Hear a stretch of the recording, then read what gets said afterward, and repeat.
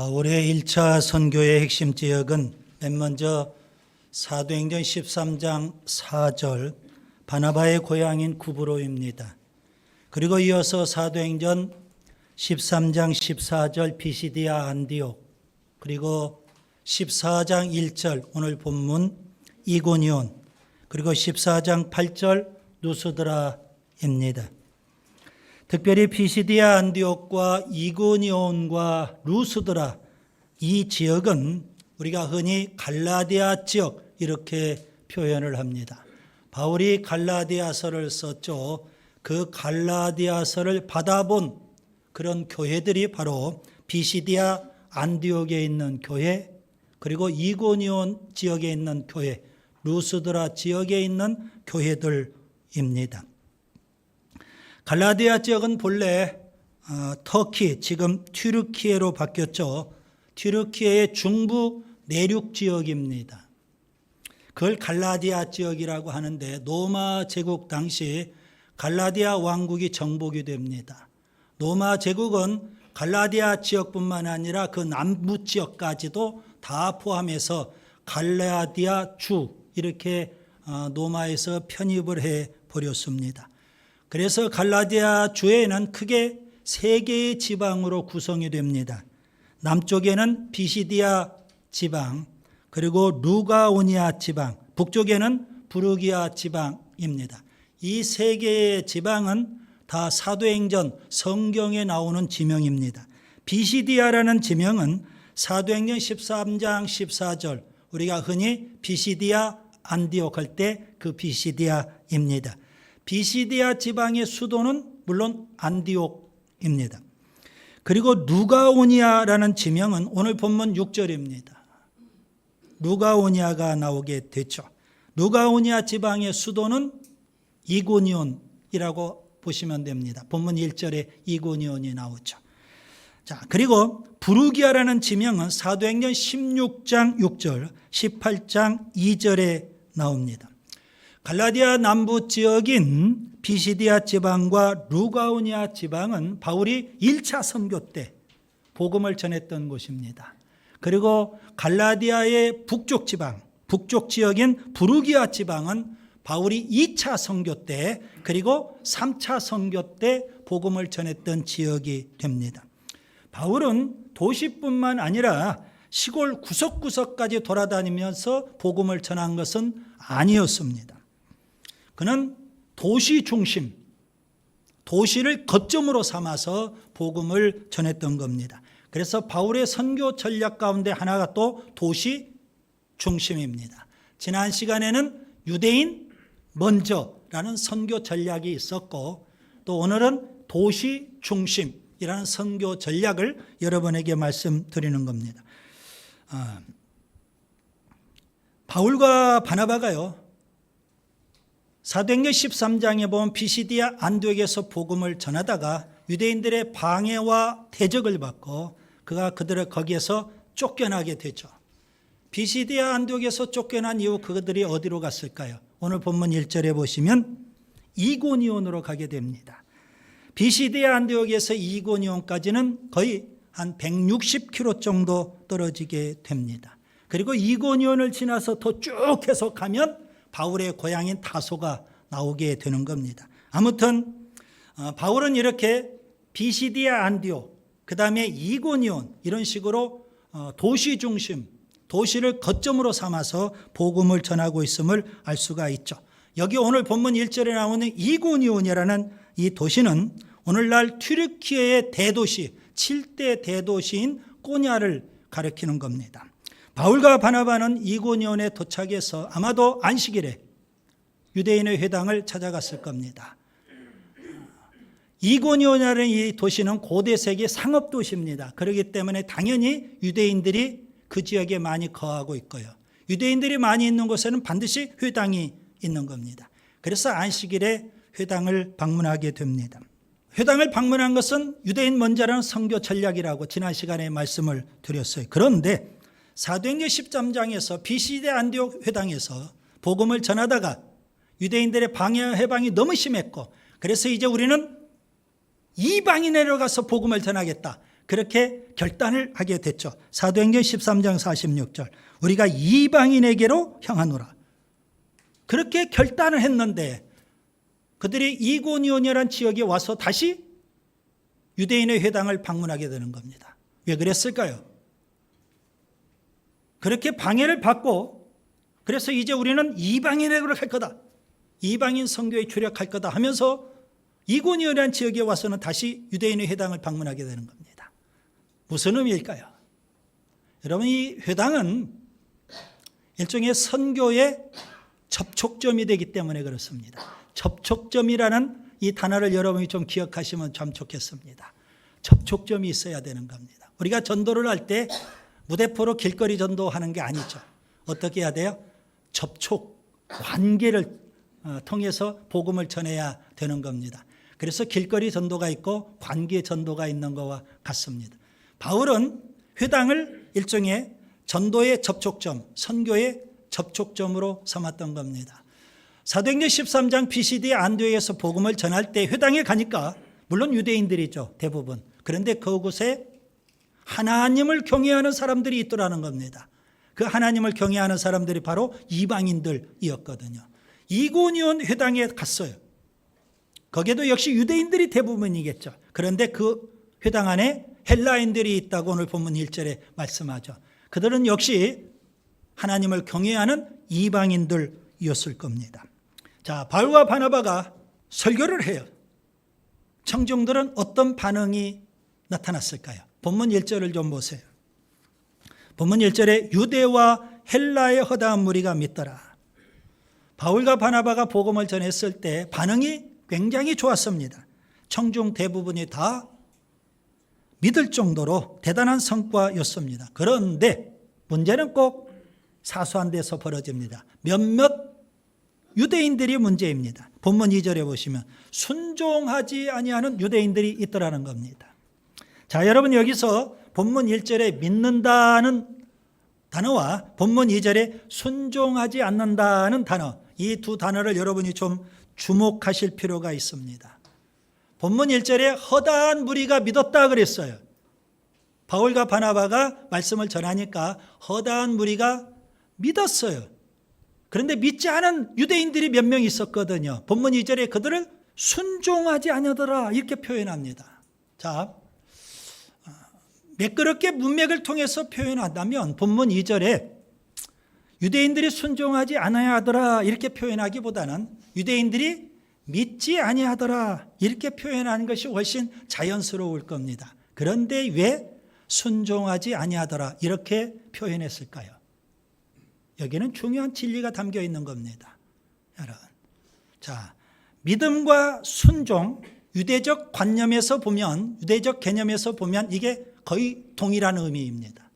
믿는 것이 바로 순종하는 거예요. 믿지 않는 것은 불순종하는 것과 같다 이겁니다. 우리는 믿음을 자꾸 명사화합니다. 그런데 믿음은 동사화해야 됩니다. 믿으니까 뭐 하는 거예요? 행동으로 옮겨져야 되는 겁니다. 행동에 옮겨지지 않는 것은 믿는 게 아니라는 의미가 되죠.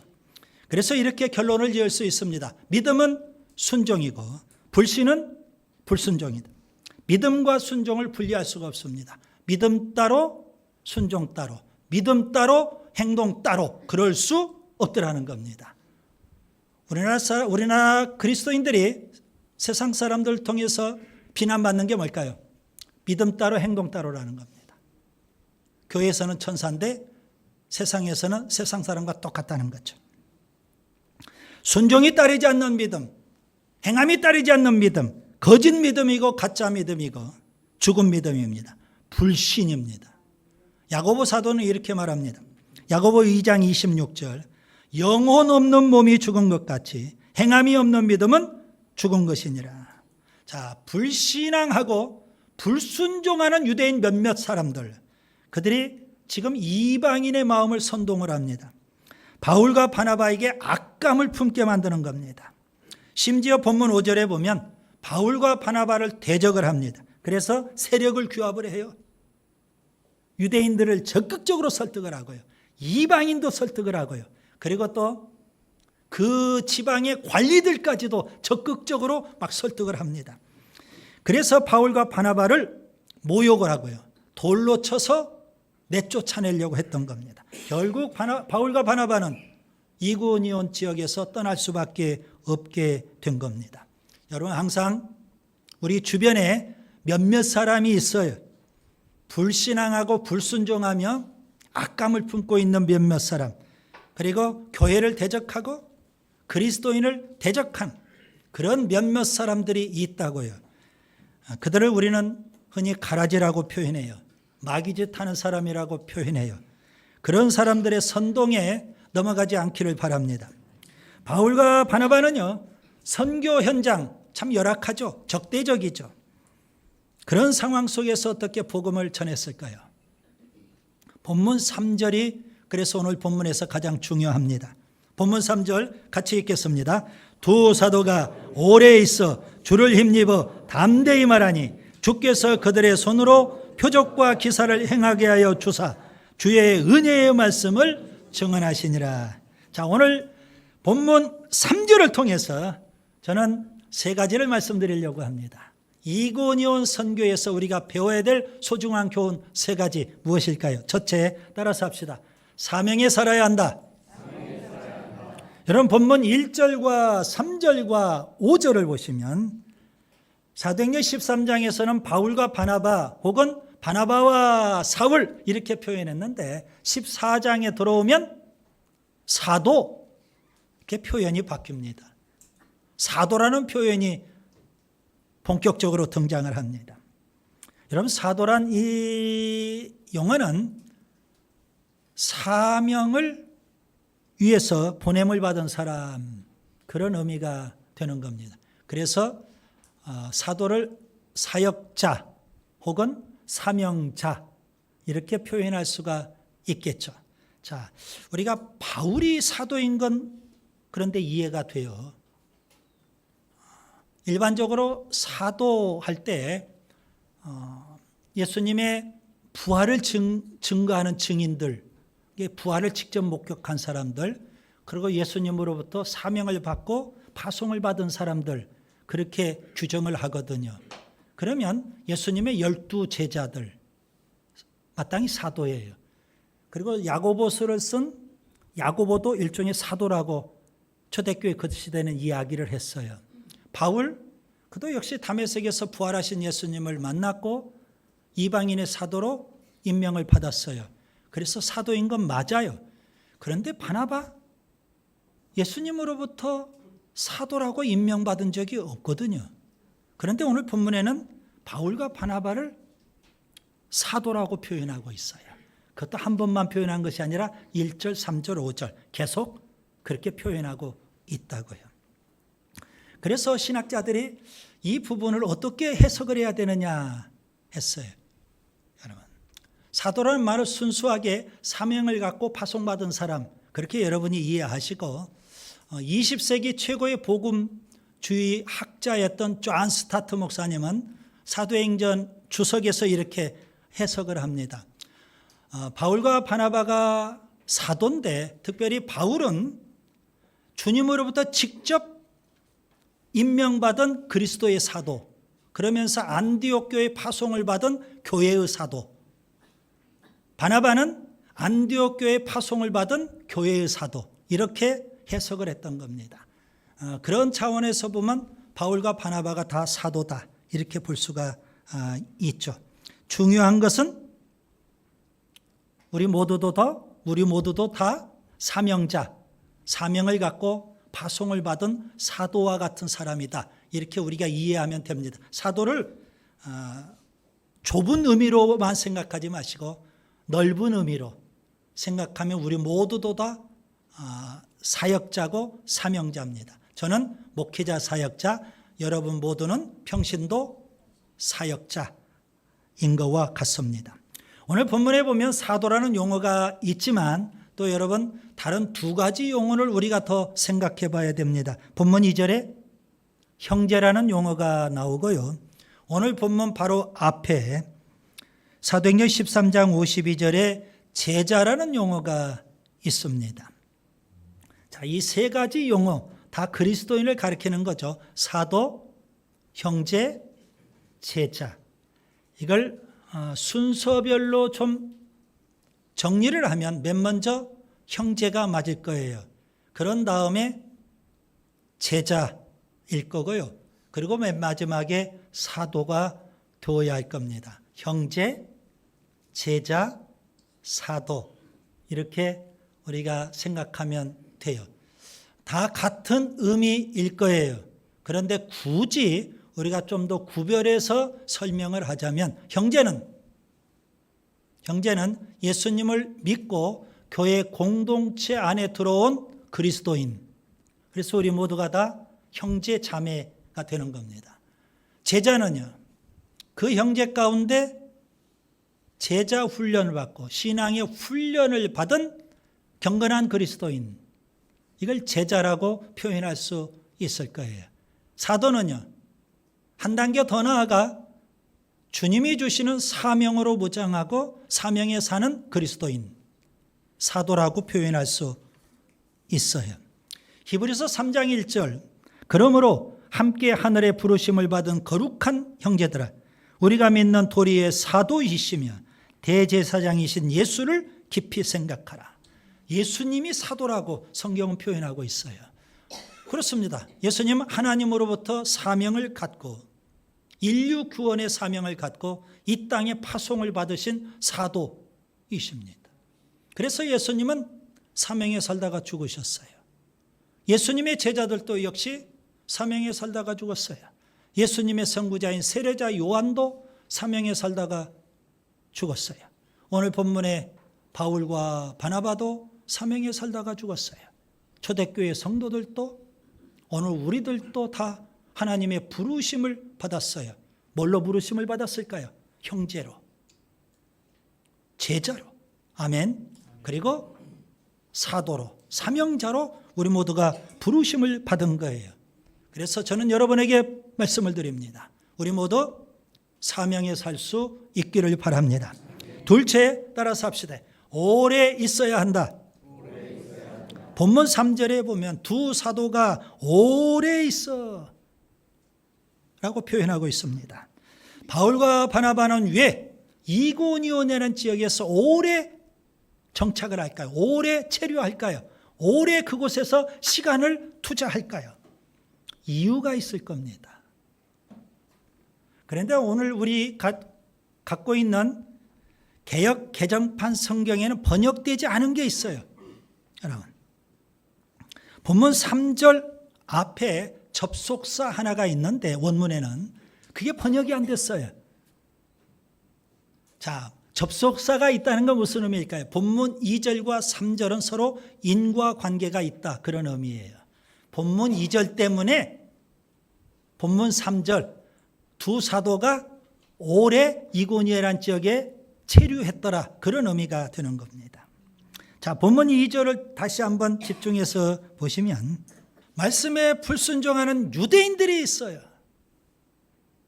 그들 때문에 바울과 바나바는 그 지역을 떠날 수가 없는 거예요. 왜요?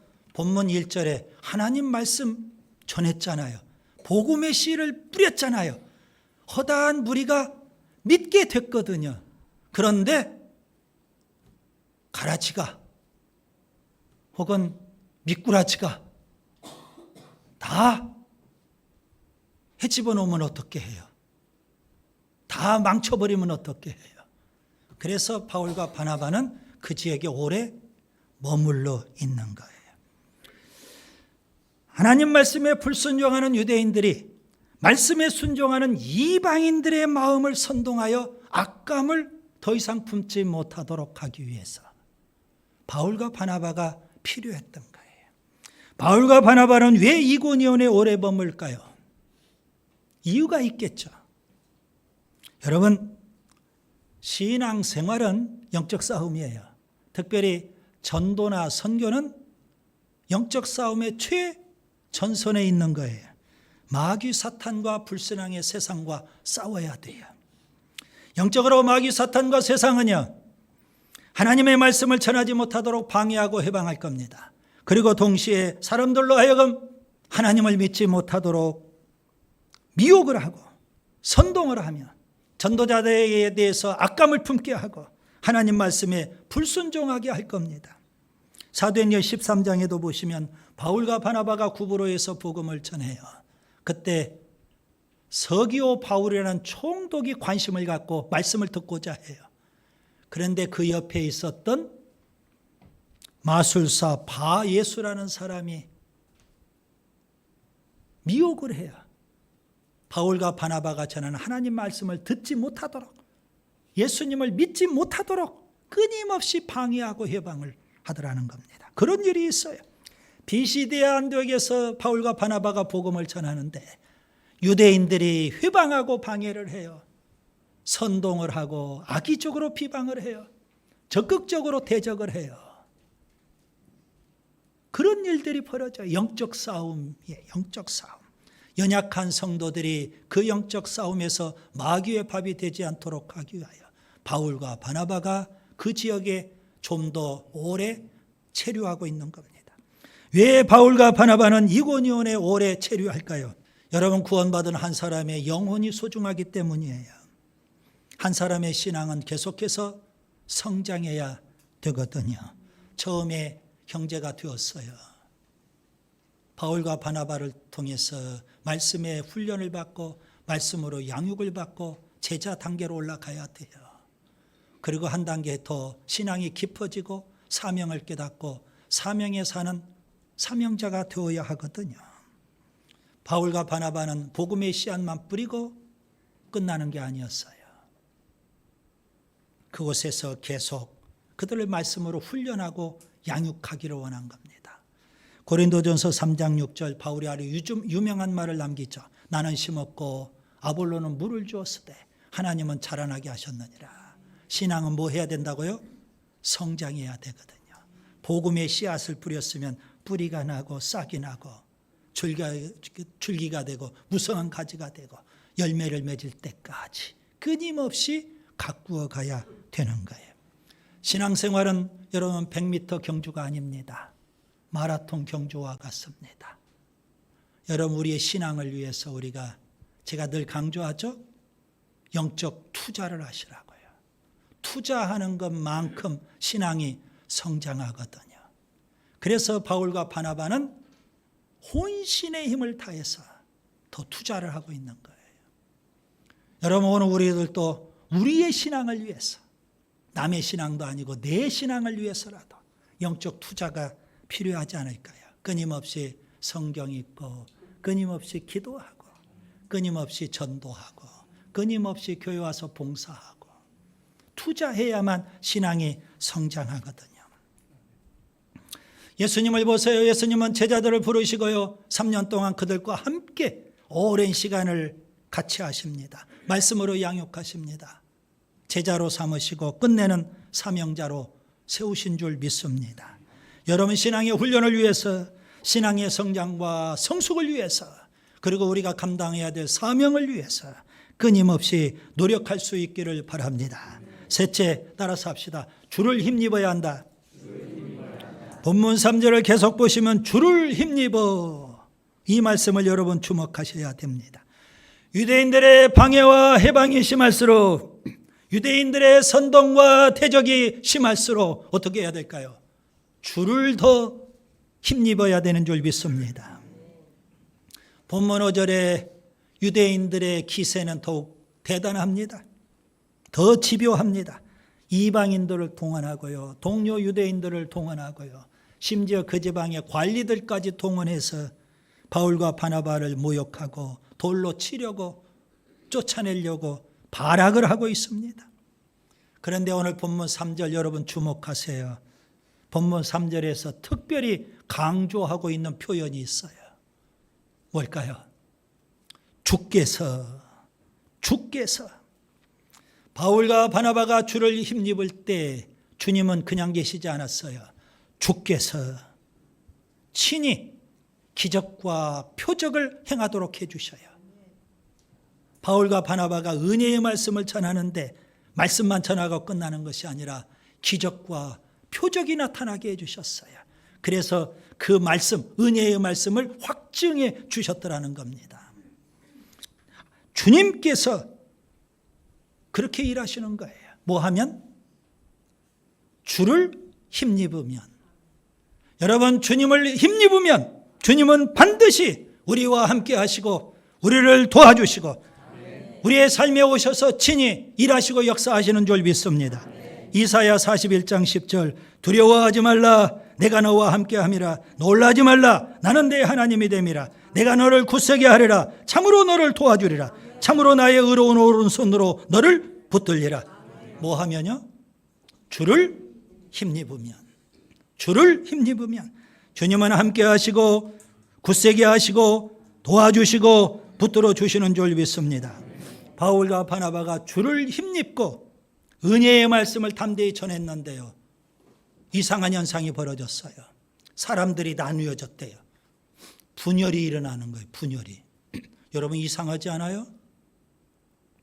아니 은혜의 말씀을 전했는데, 그리고 주님께서 표적과 기사까지 베풀어 주시도록 역사하셨는데 왜 분열의 역사가 일어납니까? 은혜의 말씀을 전했더니 믿는 자가 있고 믿지 않는 자가 있어요. 그 말씀에 순종하는 자가 있고 그 말씀에 불순종하는 자가 있어요. 그 말씀을 따르는 자가 있고 그 말씀을 대적하고 적극적으로 거역하는 자가 있어요. 본문 4절에 보시면 유대인을 따르는 자가 있고 바울과 바나바를 따르는 자가 있어요. 여기 유대인을 따르는 자들 저는 이렇게 한번 표현해 보려고요.